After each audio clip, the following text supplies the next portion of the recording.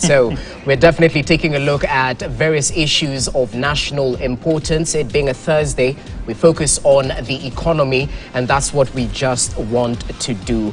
I'm joined by a well-abled panel. Exen Iraki, Professor, asante for your time. Professor Gituro Wainaina, asante for your time. Economist Odhiambo Ramogi, it's a pleasure to have you with us. And Bunyasi Sakwa, asante for your time, and karibu.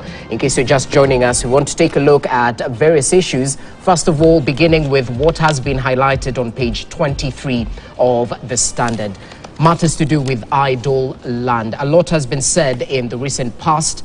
But according to that article, and you can see it on your screen right now, the Housing PS Charles Hinger says holding of land is to blame for skyrocketing land prices, and Nairobi is ranked in the continent as the city with the highest cost of land. So the government is defending its move to tax idle land, noting that it would free space for development, including the affordable housing project. And we had from the same PS who mentioned they will look to, these correctional facilities that are within the CBD in one way or the other, relocate them to look for more land when it comes to this affordable housing project by the government. So when it comes to idle land, the PS identified the cost of land mainly in urban centers as a main challenge currently facing the affordable housing program. So we well know of the high cost of land in Kenya. I mean, as a young man, I've been advised, if you want to invest in longevity, perhaps look at land, the value doesn't depreciate. And anyway, let's get to the thick of the matter. We're talking about idle land, and I'll start with you, Sakwa Bunyasi. What do you make of this particular proposal, even as the government comes forward to defend taxing on idle land? Many might argue that it might be targeted at certain individuals, but let's look at the economic aspect of it. Yeah, I'll stick with the economic aspect of it. I think it's a good thing. Yeah. I think it's a good thing. Why is that? Perhaps less so in a place like Nairobi. That should have always been the case. But let me first step back a bit. All around the world, even the countries we admire, they have a tax on land.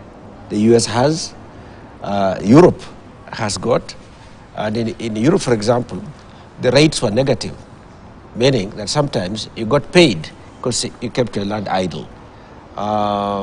It's been used variously for countries that wanted to cut back on excessive production, that will pay you. America did, the US did that, will pay you if you don't, by not using your land to produce X, whatever, because you have surpluses.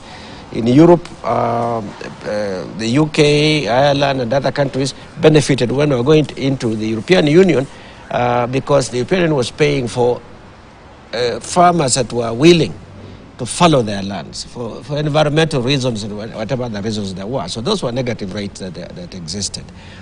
In the US, rates on land, they vary by local jurisdiction. Do support education, they support social programs in those areas, they support small infrastructure within the state, the roads and things like that, they do. It can't be that it's part of wealth and it's just completely untaxed. Now, here, there may be emotions that are related to targeting people with large tracts of land because the wealthy want to bring them down.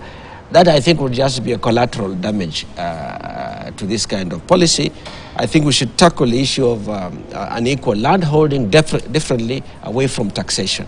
But I think some form of taxation to raise revenue, it might be quite low, maybe high in some areas, low in others, and I would think this would vary by county and so on. But I think some sort of revenue generation from this asset, I think, would be extremely important. I say that knowing clearly that here is a country where people think that a dead man's estate must not be taxed. A dead man's, even if you have debts, cancel them when a man dies. It's so sad to lose somebody, and so don't do anything about it. I think a conflict between our cultures and law, and the modern law and so on. So I feel that some kind of tax on idle land would be helpful for revenue purposes, to use it to meet our social objectives. It will be an inducement, for example, in areas where land is arable, to create a tenancy market, a leasehold market, because you would say, how am I going to pay any tax on this at all, if I'm not using the land for anything productive, you may lease it to somebody who wants to use it. You bring more land into the economy, literally into the economy, into the production of goods. So I personally would favor this. I think this kind of thing should be administered locally. This power should be given to the counties rather than to the national government, and then the counties can use it for various things that they do. And following might then also perhaps become an advantage because of our climate smart and our environmental consideration. Might say, in this area, if you are following your land, you are doing something very good for this country. We pay you just for following, for example. But I am going beyond myself on this. Bottom line, I support this. I think it should be a local tax in the local jurisdictions for purposes that are agreed by that local administration. What will be done in Busia will be different from what's going to be done in Murang'a or the Mandera, as the case might be. In some areas, in lieu of land, there may be chattels. There may be, say, a tax on livestock, and so on, a tax on your dogs and cats and so on. Yeah, that's so that those revenues can be used, for example, to support local vaccinations, to support health centers, to support the poor, and many, many other things that you can do. I do not think it's fair, even in the current context, not to touch this unequal distribution of an asset like land. And as I conclude, in a country like Zambia, when I went to Zambia the very first time in 1972, come out of Kenya, there's heavy demand. I mean, people are owning land was a big thing. And in those days, you know, anybody who was a farmer. You had to be farming to appear to have stature. That's what Jomo Kenyatta introduced, respect for this. And people went really for land for various reasons. Yeah. I got to Zambia, and land was virtually, the state was selling it for a nominal 1 shilling or 1 cent. You got it for free, but they couldn't give, under the law, they couldn't give the asset for free. So they charged a very nominal fee. And my first reaction was, Kenyans should all, you know, I didn't realize there were many Kenyans at that time. But the Kenyans who had gone to Zambia from Ukambani, and they had gone there with their trade of Sanaa. Is it called Sanaa? The trophies, the wood carving and handcrafting. But they also went there. Finally, many Kenyans went in Zambia. They went into farming, and they were mostly from Ukambani because they were the first settlers who had gone there. So I really think that land should be considered as a productive asset. Some taxation on it will be helpful. It should help local government. Okay. Iraqi, as you come in, it would be proper to perhaps tell us what you think idle land really means. Because I might be a landowner. I bought it recently. I'm a young man. I don't have the money to develop that piece of land. So I'm holding it as I speculate. Should I sell? You know, should I develop it later on in the near future? How would you define idle land, even as you tell us your take on taxing this? Well, when we give exams and students sit here to do exams, we are very cautious. We are always investigating to find out whether a student is cheating by checking what the other is doing. But you must have cheated, because that was my first question. Surprisingly, it's written here. What exactly is idle land? Because when I see this headline, taxing of idle land, what exactly is idle land? If I got 5 acres of land and it is free, and I say, I don't want to develop this land for the next 5 years, is that idle land? I think the image we are having of idle land is more political, that there are some people with vast ranches somewhere in a part of the country. And I want any of you here to tell me, why is this idle land in Nairobi? Show me one. I will. Except maybe Karura Forest, Ngong Forest. Why is that idle land? I think the problem we are having in this country is that the population has grown faster than expected. And there's a lot of pressure on land. So any land we see somewhere, we think it's idle land. Okay. And number 2, if we are going to tax land, the logical thing is the price of land will go up. So it probably will happen that in the long run, a lot of people who could afford land cannot afford land. And number 3, why does the government want to force me to use land in a certain way? Don't I have the freedom? And I'll give you a good example. About 100 years ago, my family lost land in one of the counties in this country. So personally, we have no ancestral land. So to me, when I buy land, it's sentimental. that I'm able to recover what we lost 100 years ago. So I don't even want to exploit it. I just want to show people that I have a piece of land here. So why are you interfering with my freedom? If I have a coat that is hanging in my wardrobe, should you tell me when to wear it? So I think land is supposed to be an asset like any other. So if you don't tell me what to do with other assets, why do you want to tell me, to explain to me how to use land? But I think the most important focus the most important question we should be asking is not whether to tax land or not, which by the way is always taxed. Yep. Any land that I have today, I always see county councils asking me for ad rates. So I don't know whether you are talking about extra taxation or what you are talking about. But we should be focusing on productivity of land, not so much about taxing it. So if I have 5 acres of land, am I getting value for that land? In terms, are the inputs good enough? Am I using technology? Am I paying farmers, the people who are farming for me well enough? So the focus to me should not be on idle land, should be on making our land more productive, which should be the bottom line. I have not answered your question, what is idle land? Yeah. Because as far as I'm concerned, there's nothing like idle land. And finally, people buy land to invest or to speculate. That's not illegal. If you give me a better investment opportunity than putting money in land, I'll take it very fast. So if you want to focus less on land, then give them alternatives. But I own very little land, but that's not the reason why I am opposing taxing idle land. There's nothing like idle land.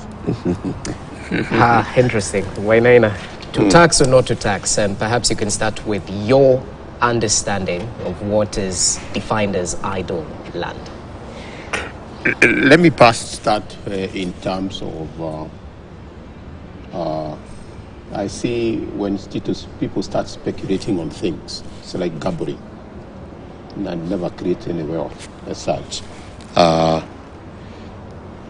Probably it's what I would define as idle land is land which could otherwise be in productive use, but I'm not using it at all for selfish reasons.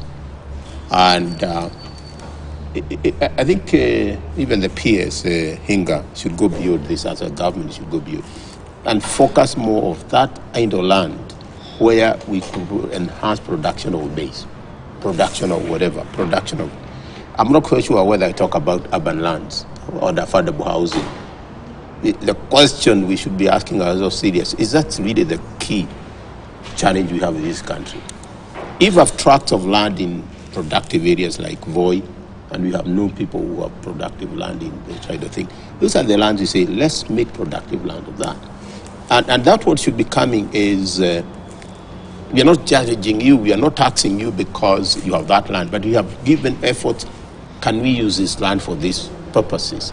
And now you resist, and because you want to, for speculative purposes, then we come in. In my understanding, that's probably what we should be looking at. I'm also extremely happy, the word extremely happy, when you talk of the land which Hinga is talking about in Nairobi, it actually belongs to the rich. Let them be taxed. Simple as it is. Exactly. They are the rich. Give to Caesar what belongs to Caesar. If you take my brother as say he doesn't have, and people in Nairobi are needing affordable housing, they don't have this kind of lands. So if you're there, they can go to other towns. If you think of that. But the other point which I think you brought, the counties, and the whole discussion, it's a narrative we need to look in this country.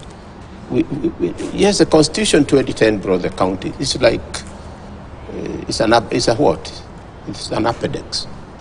This country will move forward. This country will transform, create wealth if we address counties.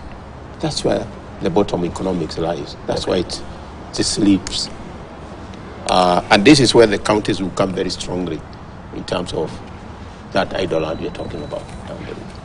So that's my take. All right, fair enough. And as you come in, it would be proper to talk about, land that's occupied by squatters. How do you deal with idle land that's occupied by squatters? An emotive subject in this country. Very indeed. Yeah. Let me first of all start by saying I fear that the small half an acre that I may have inherited from my father in the village will be taxed. And it probably has a small structure that I built in the form of a Simba, you know, to connect with that land and to connect with my ancestry. And I'm wondering, why is it being taxed? Is it idle if it has the Simba? Because in principle, the Simba is not giving me any income.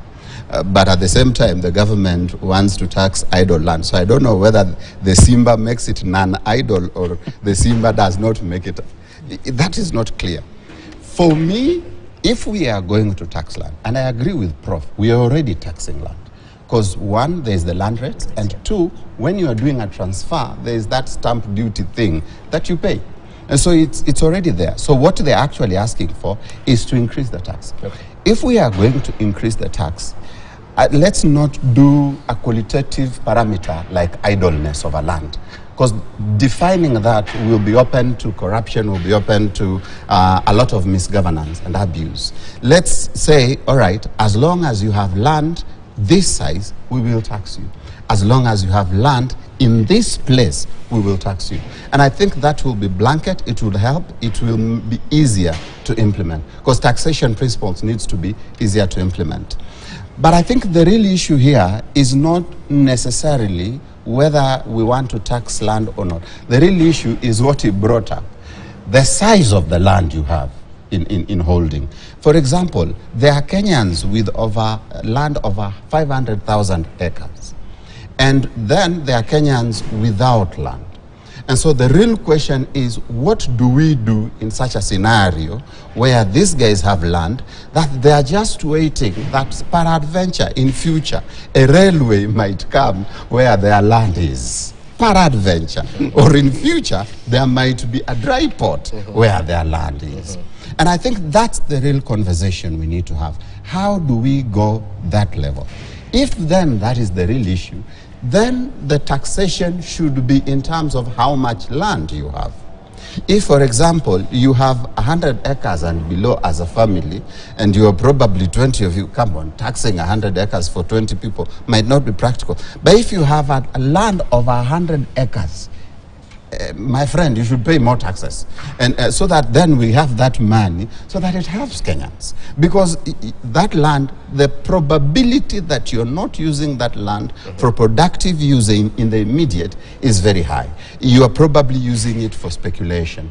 And that is costing the rest of Kenyans a big problem. As I finish, as regards now the land, especially in the urban centers, I think that increasing the tax will actually make the cost of housing, the cost of living even go higher.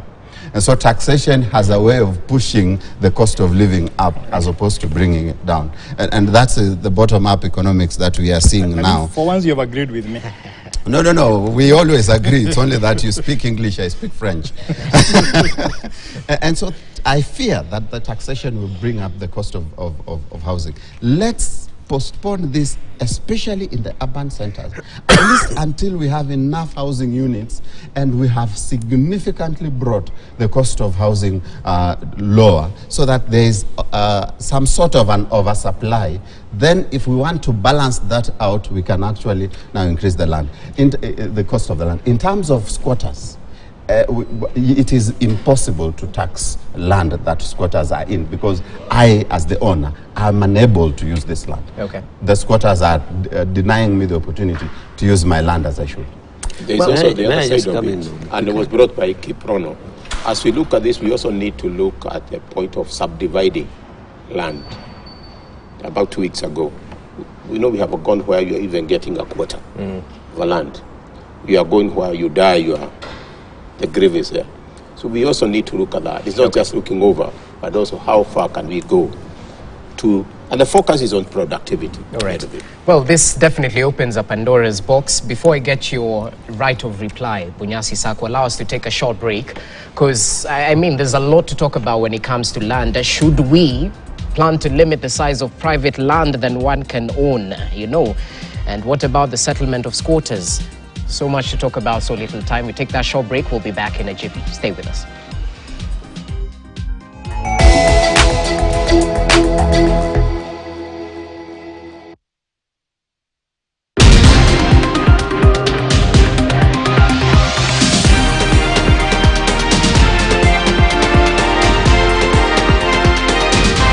KTN News. Get the whole story.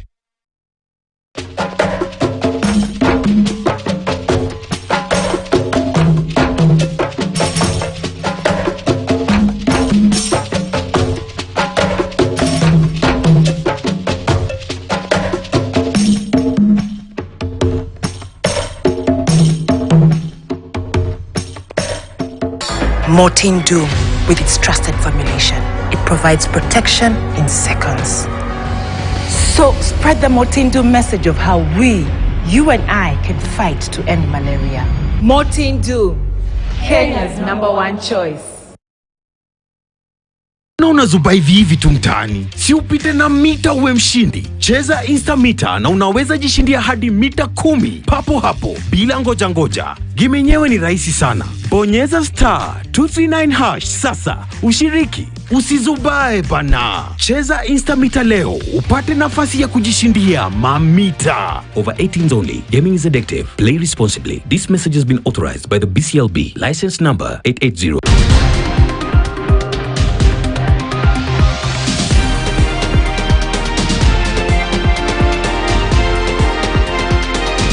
KTN News. Get the whole story.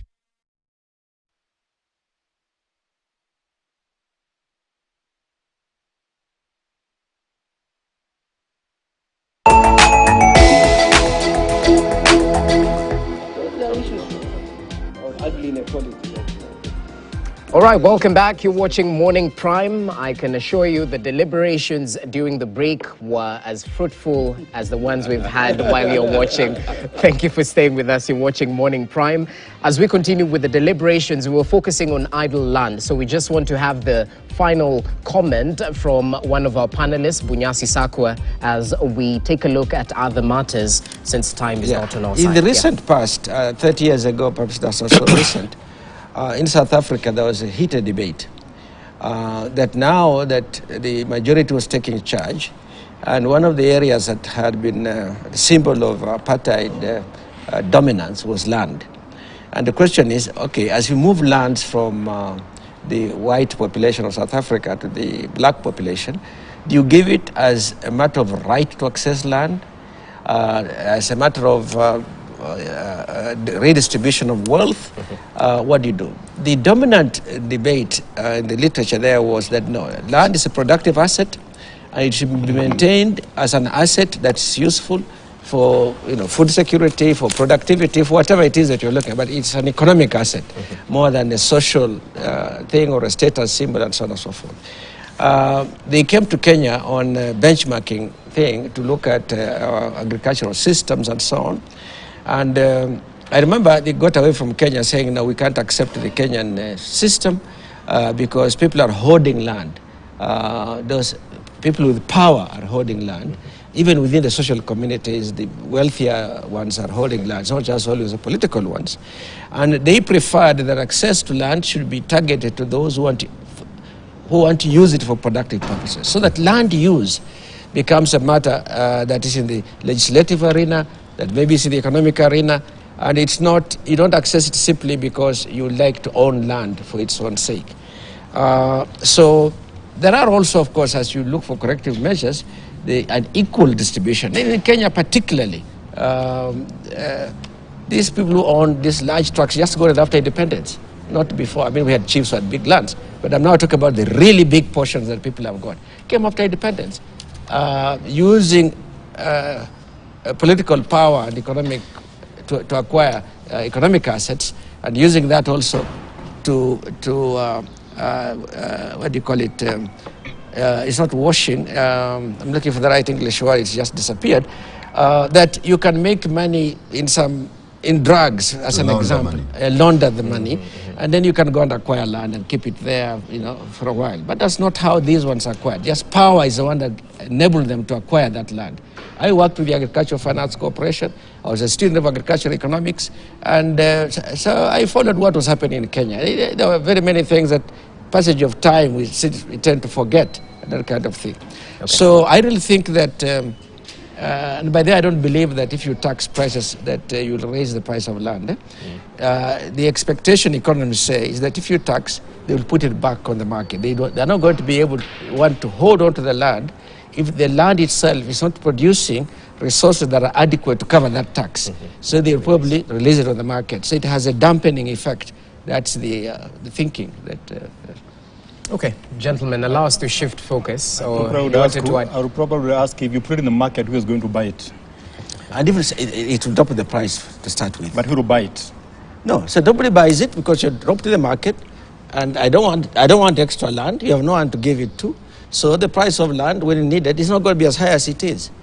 That's but what I would want to factor, as a landowner, I would want to factor in the tax element in my rent that I charge my tenants. Yes. And that definitely means that then, of course, the rent costs will go high for the regular... But you see, land is a different commodity because it's finite in supply.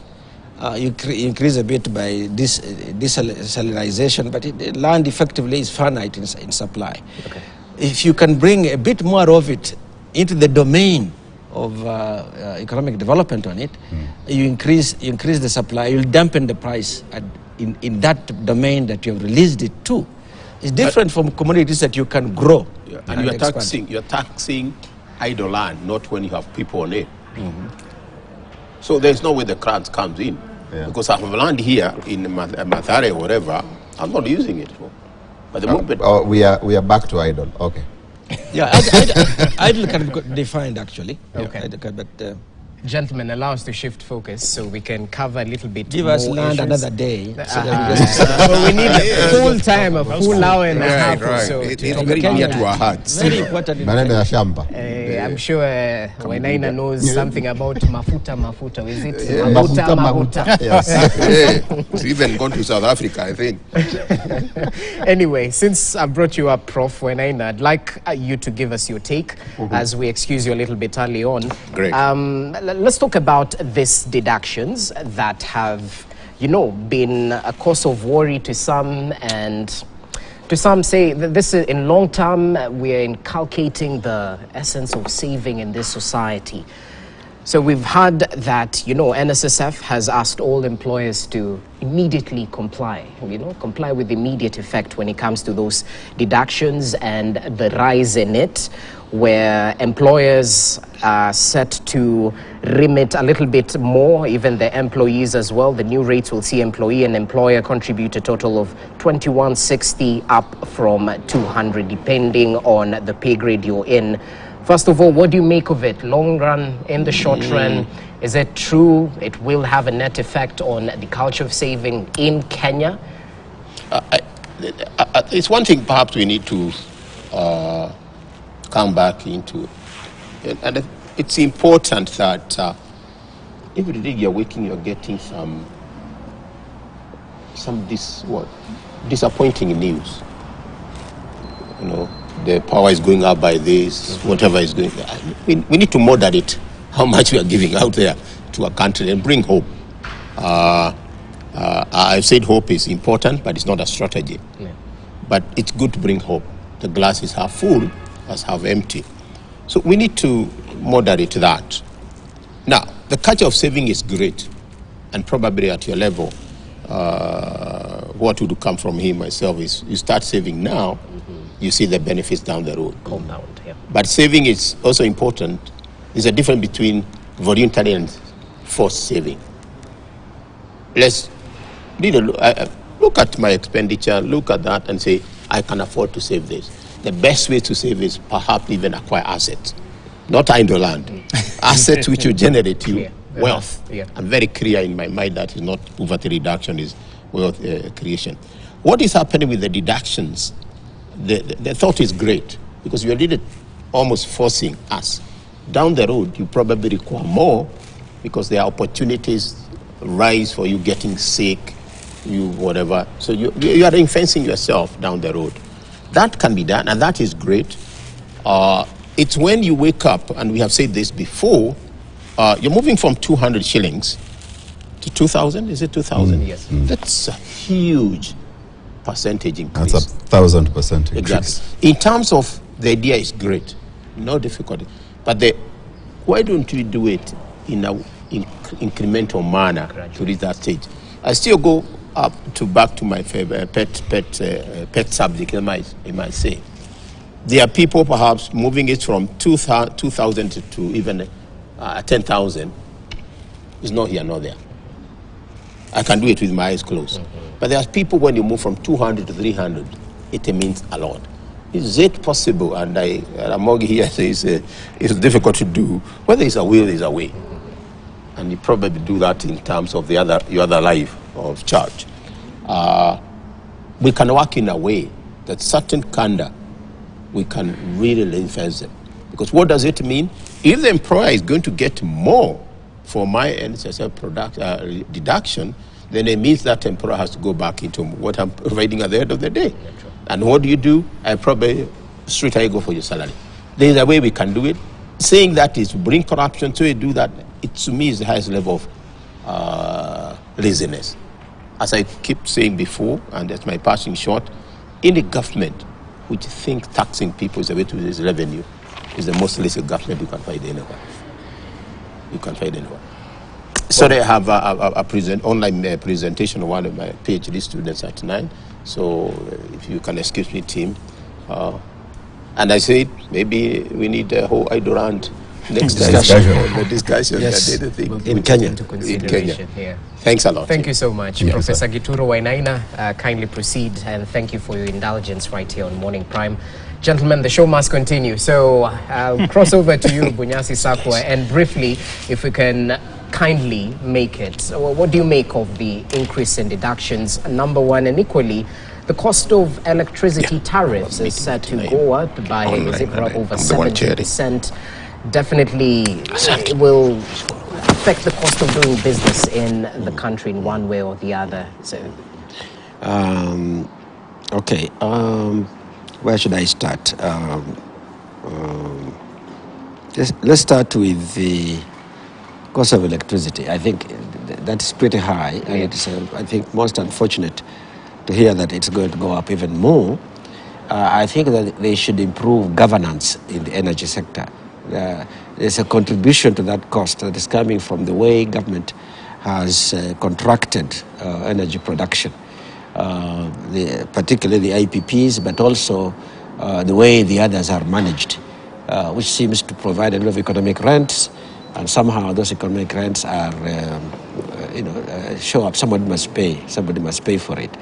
If you look at even if you're an educated person, highly educated person, and you look at the power tariffs that go to household consumption, you'll see, I don't know, but 4, 5, 6 elements in it. You're told about forex exchange, I don't know what exchange. You take the market as it is and you charge at that time. You incorporate your forex recovery and so on in there. You don't charge me a high rate, then you say a forex change. How do I know? This is hydro production. Why are you charging me the forex? There are very many factors that we should look at that I think have not been well studied. So I think that's what I would say on the issue of the forex. And the other point was it was all to do with we're talking about the cost of electricity and equally matters. Well, it skipped my mind. NSSF. Deductions. Yes, the increment in deductions. Apologies. You see, it's a difficult question in some respect. For a worker, you pay more NSSF, but these are ultimate savings. In a country in which we do not think about retirement savings until we get there, it's a form of forced saving that you will benefit because it's your money, particularly if they should index it with inflation so that you do not, you don't get nominal amounts by the time you actually reach retirement. It's actually important. It's difficult for employers because employers have to dig from their side of the cake, as it were. And unless there's an improvement in productivity, it's going to be look like a deadweight loss on their side. They might depress wages so that what they have to pay out is not high. I know that if you look at countries where, quote unquote, the economic definition of public savings, of savings in an economy, a lot of that comes from deferred consumption, from workers. But now deferred consumption, when the consumption basket is so limited, it's still low, and you force me, you tell me this is what I'll need, I'm 30, that's what I'll need when I'm 60, I would rather say, give it to me now. Look at this, babies around who have to eat, and look at this, look at that. I'd rather have the money now than later. It does, although it's part of your disposable income, what you save, because you can always save. Truth of the matter is that I need the money now for today's expenditure, because I can barely make ends meet on essential goods, that goods and services that I might need. That's why the pain is, and that's where the difficulty arises. And probably the best way to get there is to go progressively. Even if it's every quarter, it will go up by a little bit, and finally it will move from 200 to 2,000. I don't know if that's the example. We have used this as an example around the table. Yeah. And in 5 years, you'll have moved 10 times. I think maybe that's better than the shock treatment, particularly in levels where there's not much slack in the disposable income that people have got. Okay. Ramogi, let me cross over to you briefly, your take. Now, first of all, let me start with the NSSF. In principle, there are people who earn more, and they can afford to save more. And as a country, yes, we need to develop savings, because savings equals investment, investment equals wealth. Professor will tell you. And so if we have more savings, then we have more room to play with in terms of investments. The government then can have some ideas and have NSSF as an investor to get into some of those ideas. So we need more savings, yes.